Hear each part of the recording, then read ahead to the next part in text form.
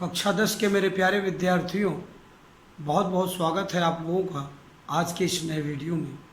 मेरे प्यारे विद्यार्थी, आइए देखते हैं क्या है आज आपके लिए। या आप देख सकते हैं कक्षा 10 और कक्षा 10 में विषय हिंदी भाषा। हिंदी भाषा में पाठ रस और रस के भाग 3 की चर्चा। प्यारे विद्यार्थियों, आज हम लोग यहाँ पढ़ने वाले हैं भाग 3, रस भाग 3। अब रस भाग 3 की चर्चा प्रारंभ करें, आगे बढ़ाएं। इसके पूर्व हम लोग को थोड़ी सी चर्चा रस के भाग 2 पर कर लेनी आवश्यक होती है। प्यारे विद्यार्थियों, सबसे पहले मैं उन अपने सभी बच्चों को धन्यवाद ज्ञापित करता हूं जो लगातार वीडियो देख रहे हैं। देखने के बाद अपना क्लास, सेक्शन और रोल नंबर कमेंट बॉक्स में लिख रहे हैं। और साथ ही साथ प्यारे विद्यार्थियों, जो वीडियो के साथ आपको PDF उपलब्ध हो रहा है उसे आप अपने नोट कॉपी में जरूर लिख रहे होंगे, ऐसा मुझे विश्वास है। प्यारे विद्यार्थियों, चर्चा को आगे बढ़ाते हुए मैं आपको ये समझाना चाहता हूँ, बताना चाहता हूँ कि रस के भाग 2 की बात अगर करें तो हम लोग इस समय रस के अवयव पर चर्चा कर रहे हैं। अवयव माने अंग होता है, उसके सहायक चीज़ें होती हैं। तो रस के अवयव पर चर्चा हम लोग पहले जब रस के भाग 1 की बात किया तो वहाँ पर हमने रस का अर्थ बताया, रस का संबंध बताया, रस की उत्पत्ति बताया, रस किसे कहते हैं, रस की बहुत सारी परिभाषाओं की चर्चा हुई। लेकिन रस के भाग 2 के वीडियो में हम लोगों ने क्या बात किया, रस के अवयव पर चर्चा हुई। अब रस के कुल कितने अवयव की चर्चा हुई? 4 अवयव। कि रस के कितने अवयव बताए गए? 4 अवयव। आप अपने पाठ्यपुस्तक के पृष्ठ संख्या 185-186 पर देख सकते हैं। रस के अवयव की ही चर्चा हम लगातार कर रहे हैं, जिसमें आप स्थायी भाव की चर्चा भाग 2 रस के भाग 2 में हो चुकी है। स्थायी भाव आपने जाना, तेन विभाव की भी चर्चा हमने आपसे किया। स्थायी भाव और विभाव की चर्चा करने के बाद अब हम लोग रस के अवयव में तीसरे नंबर पर चर्चा करते हैं अनुभाव की। अनुभाव के बाद एक हमारा बचेगा संचारी भाव या व्यभिचारी भाव। इस बात की चर्चा चौथे नंबर पर संचारी या अथवा व्यभिचारी भाव की बात करेंगे। आज अनुभाव और संचारी भाव 2 बातों की चर्चा करेंगे। बहुत बार एग्जामिनेशन में डायरेक्ट पूछा गया कि संचारी भावों की संख्या बताइए। बहुत इंटरेस्टिंग वीडियो आपका होने वाला है। प्यार से मेरे प्यारे बच्चों, सावधानी पूर्वक आप ध्यान से सुनिए। अनुभाव की बात पहले कर रहे थे कि अनुभाव क्या है। अब होता क्या है कि जैसे आप रस जब देखेंगे, रस के भाग की बात करेंगे, रस के स्थायी भाव की, इसी के बाद हम आपको रस के कितने प्रकार, उनके स्थायी भाव क्या हैं वो बताएंगे। तब एक एक रस पर चर्चा हमारी आगे बढ़ेगी। सबसे पहले हम लोग एक एक क्रमशः एक एक रस की चर्चा करेंगे।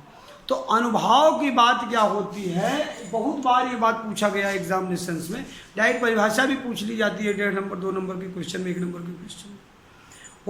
होता क्या है कि जैसे हम क्रोधित हुए, हम अगर गुस्सा हो रहे हैं तो हमारी क्या होगा, हमारी आंखें लाल हो जाएंगी, हमारा चेहरा लाल पड़ जाएगा और रोए खड़े हो जाएंगे। हम हाथ पांव पटकने का प्रदर्शन भी कर सकते हैं। जब कोई नाटक होता है, कोई होता है, आप देखिए जब वहाँ पर शोक की बात आती है, विछोह की बात आती है, किसी से बिछड़ने की बात आती है तो सामने वाला रोता है।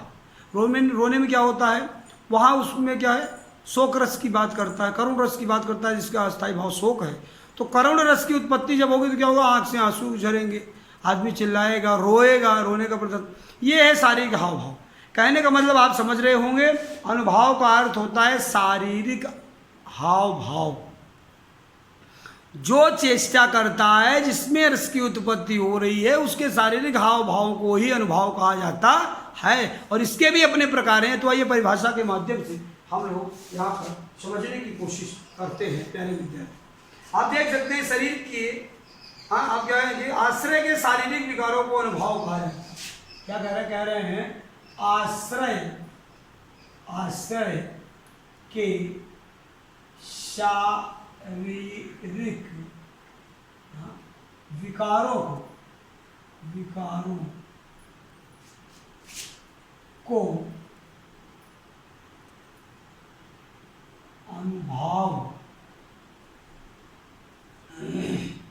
कहा जाता है। अनुभाव कहा जाता है। यह है प्यारे विद्यार्थियों सबसे अनुभाव को समझने का सबसे सरल तरीका कि आश्रय के सारे, आश्रय कौन है, जिसमें रस की उत्पत्ति हो रही है। नायिका नायक दो बात कर रहे हैं, और या युद्ध स्तर में जैसे परशुराम लक्ष्मण संवाद की हम बात करें, हाँ, कि परशुराम पूछते हैं लक्ष्मण से, तो जब राम जवाब देते हैं, क्या जवाब देते हैं कि नाथ संबुधन भंज निहारा हो हमको गदाइश तुम्हारा, सीधा सीधा क्वेश्चन करते हैं। तो वहाँ क्रोध नहीं दिखता है, लेकिन जब लक्ष्मण से संवाद होता है तो वो दोनों क्रोधित होते हैं, दोनों एक दूसरे के ऊपर चिल्लाते हैं, गुस्सा दिखाते हैं, हाथ पांव पटकते हैं, मैं ये हूँ मैं वो हूँ, दिस एंड दैट सारी बातें करते हैं। तो ये होता है क्या, वो दोनों आश्रय होते हैं। आश्रय माने जिसमें रस की उत्पत्ति हो रही है, उनकी शारीरिक हवा, उनकी शारीरिक क्रियाएं देखने को होती है। वो होता है कि जो आश्रय के शारीरिक विकारों को अनुभव कहा जाता है, उसके शारीरिक फिजिकली क्या डिफरेंट आ रहा है उस समय वो देखना होता है, उसी को आश्रय के अनुभव कहते हैं। आगे देख सकते हैं बेटा, कह रहे हैं हृदय के सुसुप्तावस्था में विद्यमान स्थायी भाव जब उद्भुत होते हैं तो आश्रय की आंगिक चेष्टाओं और युक्तियों द्वारा अपनी सत्ता को प्रकट करते हैं, यही अनुभव है। तो इसके कह रहे हैं कि इसके मुख्यतः 4 प्रकार माने जाते हैं। ये मुख्यतः 4 प्रकार के हैं। अब बातें करेंगे नंबर 1 की। नंबर 1 है सात्विक अनुभव। ये आप बात करेंगे प्यारे विद्यार्थियों आपसे हम, ये आप देखेंगे। पहला है सात्विक अनुभव। क्या है? सात्विक अनुभव। ये है सात्विक अनुभव, पहला है सात्विक अनुभव। अब आप समझने की कोशिश करें कि सात्विक अनुभव क्या है। कह रहे हैं सारी, आप देख सकते हैं यहाँ पर पाठ्यपुस्तक में अपने, कि शरीर की वे स्वाभाविक क्रियाएं अथवा व्यापार जो किसी भाव के जागृत होने पर स्वयं घटित हो जाते हैं, सात्विक अनुभव कहलाते हैं। आश्रय का इन पर कोई अधिकार नहीं होता, इनकी संख्या 8 मानी गई है। तो शरीर जैसे क्या है, शरीर की गति का रुक जाना, पसीना आना, रोए खड़े हो जाना, स्वरभंग, हाँ, स्वाभाविक रीत के से आवाज़ न निकलना, शरीर का अपना चेहरे का रंग बदल जाना, आंखों में आंसू निकलना, प्रलाप, शरीर की चेतना शून्य होकर शुद्ध बुद्ध खो देना, ये है सात्विक अनुभव। क्या कह रहे हैं? शरीर की वे स्वाभाविक क्रियाएं। सात्विक अनुभव क्या है कि शरीर की वे स्वाभाविक क्रियाएं, स्वाभाविक क्रियाएं अथवा व्यापार जो किसी भाव के जागृत होने पर, व्यापार जो किसी भाव के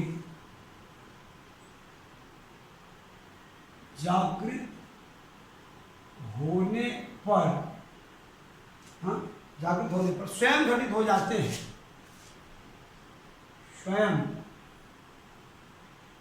घटित हो जाते हैं। ये है सात्विक अनुभव, हो जाते हैं, सात्विक अनुभव कहलाते हैं। यहाँ आप कह सकते हैं हो जाते हैं, क्या कहलाते हैं? सात्विक अनुभव कहलाते हैं। अब आप प्यारे विद्यार्थियों देखिए कि ये जो सात्विक अनुभव है ये है क्या, आप परिभाषा से समझ गए। यहाँ देख सकते हैं क्या लिख रहे हैं।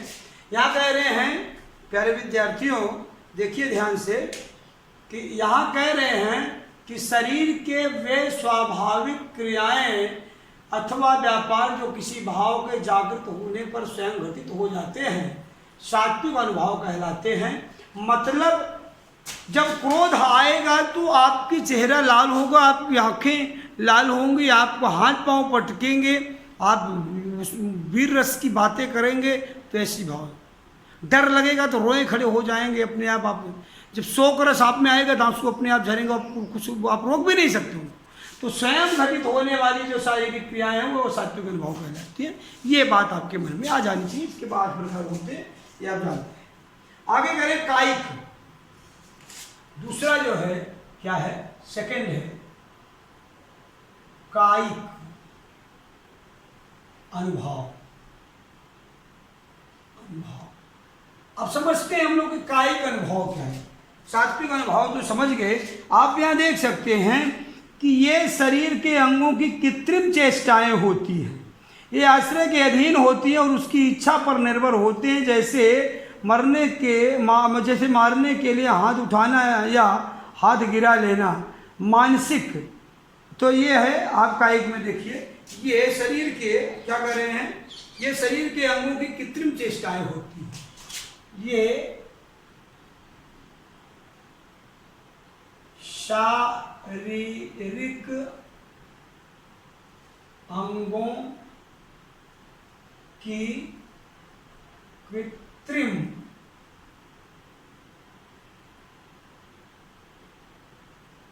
चेष्टाएं होती हैं। कृत्रिम चेष्टाएं होती हैं, ये आश्रय के अधीन होती है। ये आश्रय के अधीन या उसकी इच्छा पर निर्भर होती हैं।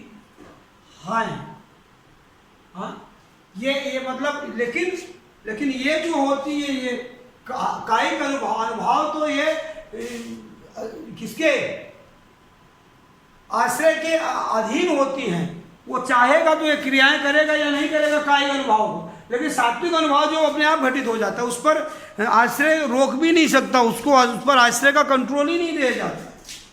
आगे करें मानसिक अनुभव। तीसरा है मानसिक अनुभव। इसको समझते हैं कि मानसिक अनुभव क्या है। तो यहां मानसिक अनुभव में कह रहे हैं कि ये मन की वृत्ति से उत्पन्न होती है। ये मन की वृत्ति से उत्पन्न होते हैं। ये क्या है, ये मन की वृत्ति से उत्पन्न होने मानसिक अनुभव को कहा जाता है। ये मन की वृत्ति से उत्पन्न होते हैं, जैसे प्रमोद आदि। प्रमोद माने आनंद होता है, होते हैं। जैसे यहां देखेंगे, जैसे क्या है प्रमोद आदि।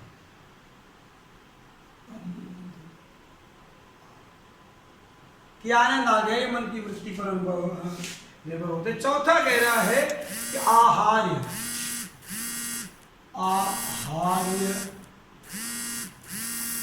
अनुभव।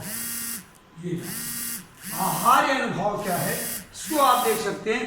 कहते हैं कि कृत्रिम वेश रचना या किसी भाव के वशीभूत होकर अपने ऊपर कुछ बाहरी वस्तुओं का आरोप कर लेना आहार्य कहलाता है। जैसे गोपियों का कृष्ण जैसा वेश धारण करना।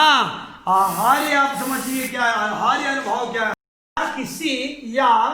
किसी भाव क्या करें, या किसी कृत्रिम वेश रचना या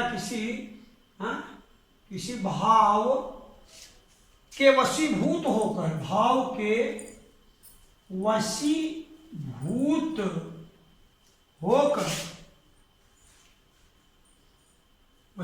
होकर अपने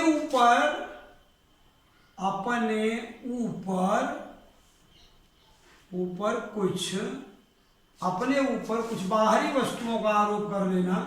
कुछ बाहरी वस्तुओं का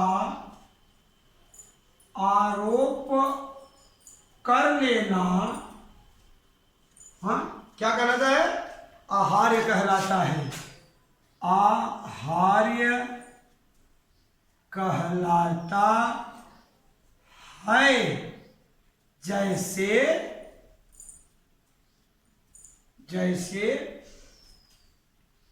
गोपियों का, क्या कहेंगे, गोपियों का कृष्ण जैसा वेश का, गोपियों का कृष्ण जैसा वेश क्या करना, धारण करना। ये है आहार। आहार क्या है, किसी अपने इष्ट की, किसी अपने प्रिय की के रूप सौंदर्य को अपने उनके तरह बनना या वेश धारण करना, ये है। अब आप देख सकते हैं इसको। अब जो अगला पॉइंट हमारा आता है वो आता है कि संचारी भाव। और संचारी भाव में जो संचारी भाव की बात जब हो रही है, संचारी भाव, और संचारी भाव में सबसे बड़ी जो बात आती है वो ये आती है कि संचारी भावों की संख्या कितनी है। संचार शब्द का अर्थ होता है संचरण करने वाला। यहाँ क्या कर रहे हैं कि संचार शब्द का अर्थ होता है संचार करने वाला, संचरण करने वाला, संचार करने वाला।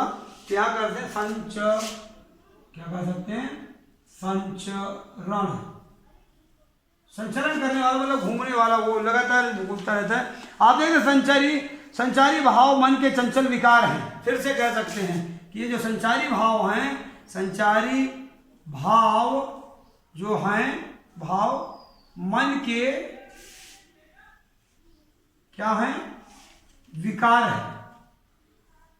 ये जो संचारी भाव हैं ये मन के क्या हैं, विकार हैं। आप देख सकते हैं यहाँ पर मेरे प्यारे विद्यार्थियों कि ये जो संचारी भाव है मन के विकार हैं।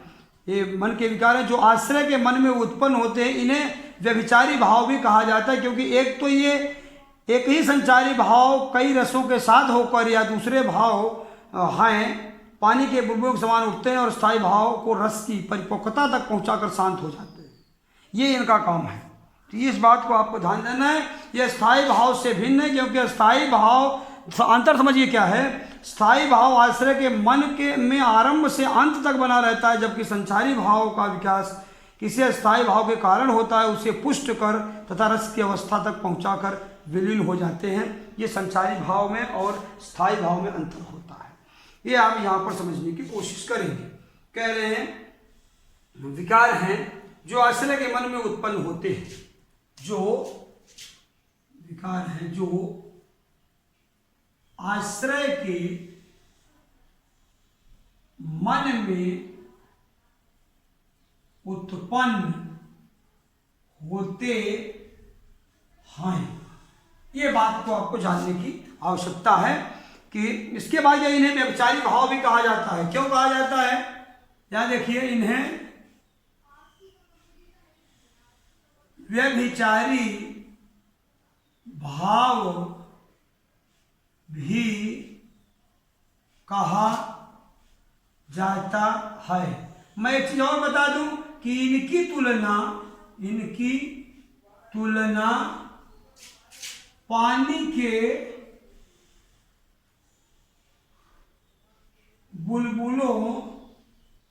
बुलबुले से की गई है। सबसे इंपॉर्टेंट पॉइंट इसमें बताने की जरूरत क्या है कि इनकी संख्या पूछता है बहुत बार। संचारी भाव असंख्य है, किंतु आचार्यों ने 33 को प्रधानता दी है। मुख्यतः इनकी संख्या 33 मानी जाती है। बहुत बार ऐसा हुआ है मेरे प्यारे विद्यार्थियों कि डायरेक्ट एग्जाम में पूछ लिया गया है कि संचारी भावों की संख्या बताइए। इस बात का आप ध्यान रखें कि हाँ, हम लोग गृह कार्य की बात कर लेंगे। आपका गृह कार्य क्या कह रहा है, इस बात को आप देखने की जरूरत है आपको। आपका पहला गृह कार्य आपसे क्या कह रहा है, देखिए, आप कहेंगे पहला गृह कार्य कह रहा है कि संपूर्ण क्या? अध्ययन सामग्री, अध्ययन सामग्री का कम से कम 2 बार अवलोकन करें। दूसरा पॉइंट कह रहा है कि दिए गए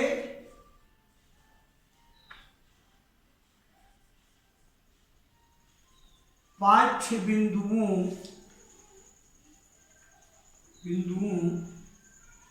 को अपनी कॉपी में